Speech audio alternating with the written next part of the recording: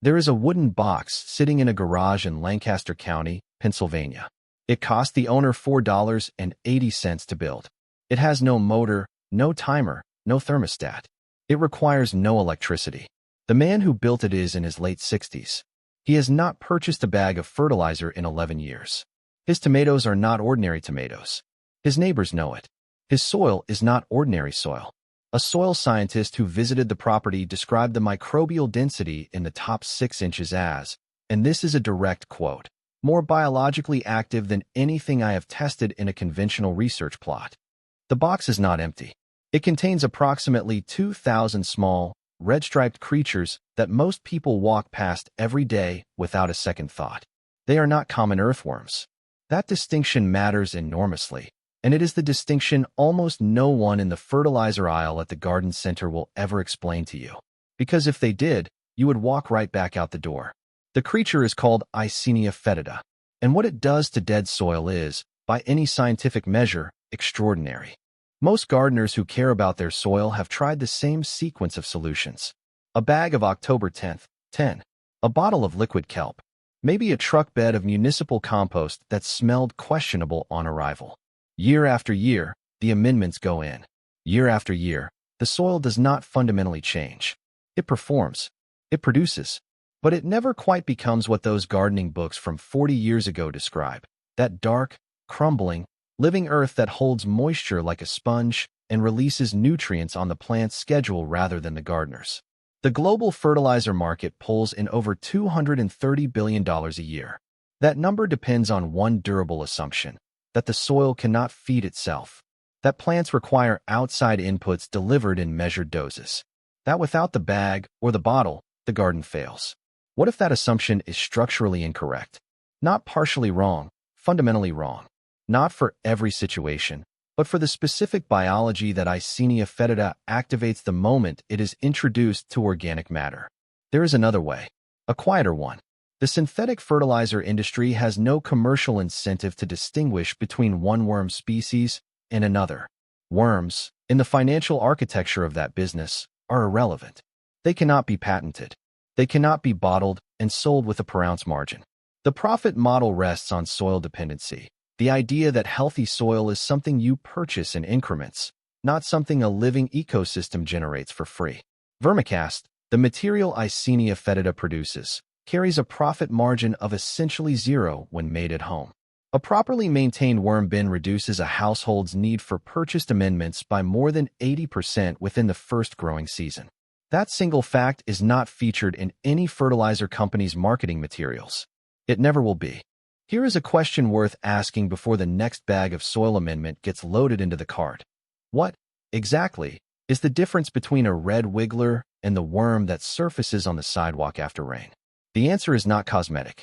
It is biological, behavioral, and, from a gardening standpoint, transformational. Eisenia fetida belongs to a category called epigeic worms. That word comes from the Greek for upon the earth. Epigeic worms do not dig deep tunnels the way common earthworms, Lumbricus terrestris, do. They live and work in the top layer of decomposing organic matter, the leaf litter, the compost pile, the layer just beneath a thick mulch.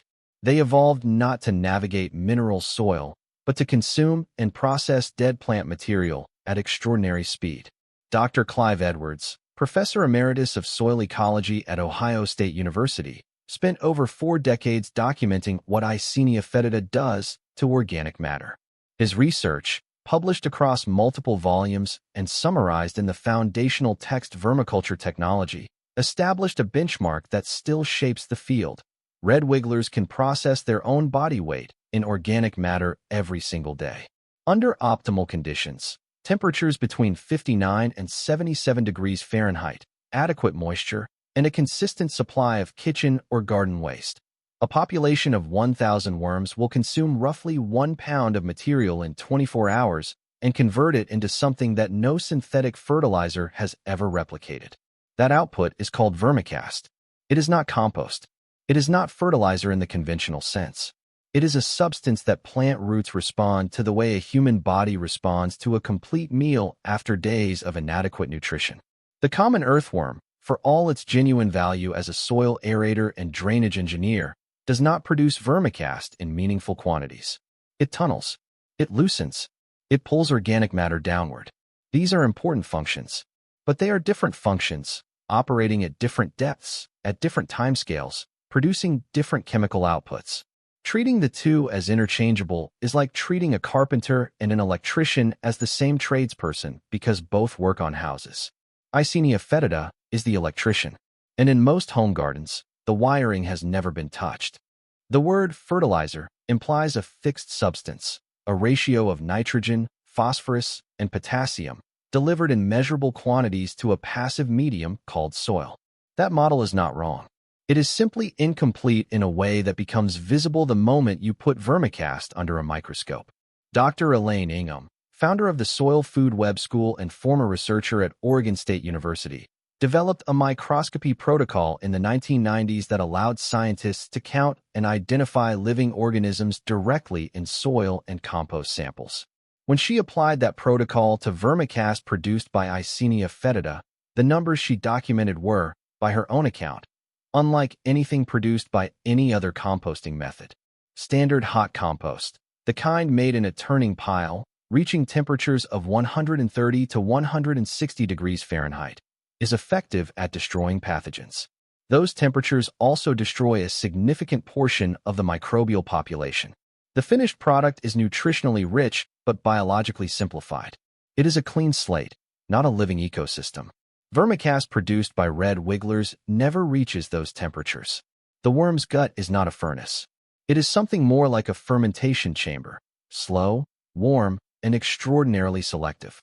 As organic matter passes through the digestive tract of Eisenia fetida, it is coated in mucus, inoculated with beneficial bacteria, and restructured at a microscopic level into aggregates that soil scientists call microaggregates. Tiny clusters of mineral and organic particles bound together by fungal threads and bacterial secretions. Think of them as the architectural bricks of living soil. Each brick is porous. Each brick holds water and air simultaneously. Each brick is colonized. A 2011 study published in the journal Bioresource Technology compared the microbial biomass carbon, a direct measure of living microbial mass, in vermicast versus thermophilic compost made from identical feedstocks. The vermicast contained between 2 and 5 times the microbial biomass of the compost, not marginally more, 2 to 5 times more, from the same raw materials, processed by a different biological agent. When plant roots encounter that density of microbial life, something specific happens. Mycorrhizal fungi, the plumbing system of the soil, the threads that extend a plant's root reach by up to 700%, colonize roots faster and more completely in vermicast-amended soil than in any other growing medium tested. The plant is not just fed, it is connected. The materials needed fit in one hand. A wooden produce crate, available free from most grocery stores or farmers market vendors. A sheet of burlap or a few pages of dampened newsprint. A handful of finished compost or garden soil for bedding inoculation. And the worms themselves, Eisenia fetida specifically, not generic earthworms from a bait shop, which are almost certainly Lumbricus terrestris and will not thrive in a surface bin. The total material cost, excluding the worms, is typically under $2. A pound of Eisenia fetida, approximately 1,000 worms, the standard starter quantity, costs between $20 and $30 from a reputable vermiculture supplier. That population, properly maintained, will double in 60 to 90 days. Within 1 year, a single pound becomes a self-sustaining colony capable of processing the organic waste of a small household indefinitely. Setup is not complicated, but sequence matters. Begin by preparing the bedding. Tear newsprint or cardboard into strips no wider than 1 inch. Dampen the strips until they hold moisture without dripping. The texture of a wrung-out sponge is the correct reference point. Fill the bin to approximately half its depth with this bedding. Add a small handful of finished compost or topsoil. This introduces the microbial community the worms need to begin processing material efficiently. Introduce the worms onto the surface of the bedding in a lit area. Eisenia fetida strongly avoids light. They will burrow into the bedding within minutes, which confirms the moisture level and environment are acceptable. If worms cluster at the surface and attempt to escape the bin, the moisture is either too high or the bedding has become acidic. almost always from overfeeding citrus or onion material. Feed by burying food scraps beneath the bedding surface, not on top. Vegetable peelings, coffee grounds, tea bags, crushed eggshells, and shredded paper are ideal. Meat, dairy, and oily food should never enter the bin. Not because the worms cannot process them, but because the anaerobic decomposition of those materials creates conditions that disrupt the microbial balance the worms depend on. Harvest vermicast when the bin is roughly 3/4 full of dark, crumbly, uniform material that no longer resembles any of the original feedstock. The smell should be earthy, like forest floor after rain. Not sharp, not sour. If it smells sour, the bin needs more airflow and less moisture. Apply vermicast directly to soil at a rate of 20 to 30% by volume in planting holes, or brew it into a liquid by steeping 1 cup in 1 gallon of water for 24 to 48 hours with gentle aeration. The liquid concentrate extends the material significantly and can be applied to a much larger area. The claim that vermicast outperforms synthetic fertilizer is not anecdotal. It has been tested under controlled conditions with measurable outcomes that do not require interpretation.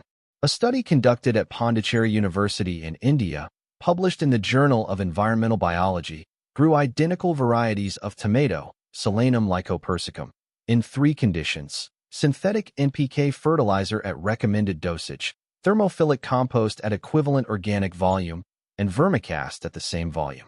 The results, measured at harvest, showed that vermicast-treated plants produced fruit with 23% greater mass, had root systems with measurably higher mycorrhizal colonization rates, and showed significantly lower incidence of fungal disease compared to either alternative. The mechanism behind the disease resistance is not magic. It is competition. A soil so densely colonized by beneficial bacteria and fungi leaves very little physical or chemical space for pathogenic organisms to establish.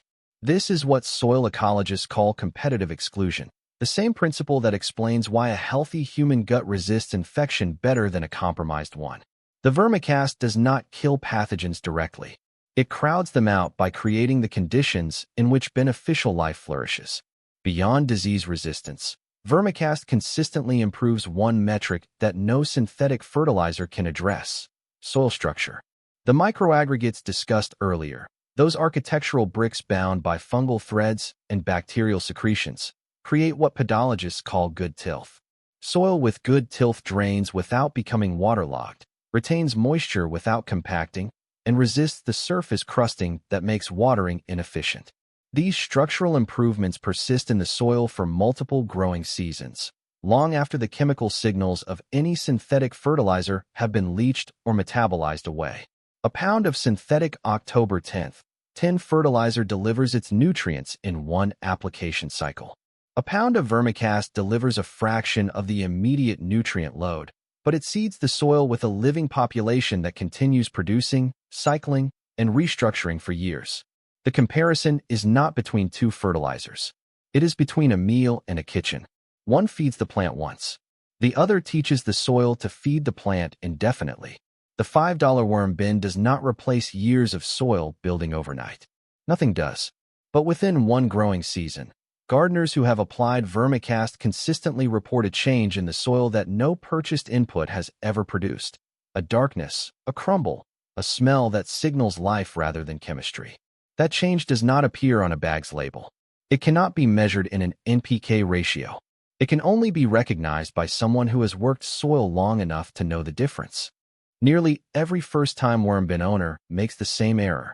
It is intuitive, it feels logical, and it reliably produces a bin that smells wrong, drains poorly, and causes the worm population to decline within the first 60 days. The mistake is overfeeding. Eisenia fetida can process their body weight in organic matter per day, but that capacity is conditional on temperature, moisture, population density, and the microbial environment of the bedding. A newly established bin is not operating at full capacity. The worm population is acclimating. The microbial community is still being built. The processing rate in the first 4 to 6 weeks is significantly lower than it will be at full colony maturity. When food is added faster than the worms and microbes can process it, the excess material does not wait patiently. It begins to decompose anaerobically, without oxygen. Anaerobic decomposition produces a specific class of compounds, sulfur gases, short-chain fatty acids, compounds that smell like ammonia or rotting vegetation. Those conditions are hostile to Eisenia fetida. The worms move away from overloaded areas, cluster near the drainage holes or the lid, and, if conditions do not improve, begin to die. The signal to watch for is not smell. Smell comes after the damage is already done. The signal is accumulation. If you can see recognizable food material from your previous feeding when you open the bin to add more, do not add more. Wait. The worms are telling you something. They are behind. Give them time to catch up before adding load. A second common mistake is adding too much citrus or onion material in the early weeks. Both are acidic. Both are acceptable in small quantities in a mature, buffered bin. In a new bin where the pH has not yet stabilized, large quantities of citrus peel or onion skins drive the environment below the tolerance threshold of Eisenia fetida, which prefer a pH between 6.0 and 7.0. Those two adjustments, feeding less than you think you should in the first 2 months, and keeping citrus and onion to less than 10% of the total feed volume, are the difference between a bin that collapses before it produces a single harvest and a bin that runs indefinitely. What the Lancaster County gardener figured out over 11 years of quiet observation is not complicated once it is laid out plainly. The soil does not need to be fed from the outside indefinitely. It needs to be given back the organisms it lost, organisms that industrial agriculture removed, that synthetic inputs discourage, that most modern gardens have not hosted in decades. Eisenia fetida is not a miracle. It is a restoration tool. It works by reintroducing a biological process that soil perfected over hundreds of millions of years before humans decided to improve upon it with chemistry. The worm's gut does what a fertilizer bag cannot. It creates life from waste and returns that life to the earth in a form that other living systems can immediately use. The $4 bin, the 2,000 worms, the 11 years without a fertilizer purchase. None of that is extreme. None of it requires a large property, a specialized education, or a particular climate. It requires only the willingness to slow down and let a small, red-striped creature do what it has always done, transform what is discarded into what is most needed. There is a long tradition in gardening of reaching for the external solution, the bag, the bottle, the amendment that promises results by a specific date. That tradition is understandable. It is also, in the long arc of soil health, a detour. The shortest path to living soil has always run through living things. Not every transformation announces itself. Some of the most powerful ones happen in a wooden box in a garage, in the dark, in total silence. If the idea of a $4 bin that replaces years of fertilizer purchases changes the way you think about what your soil actually needs, leave a comment below. I would love to know, are you starting from scratch, or do you already have worms working somewhere in your garden? Share this with a fellow gardener whose soil has never quite become what it should be. And if you want to see more of this kind of deep soil thinking, subscribing keeps these videos finding you. Until next time, keep your hands in the dirt.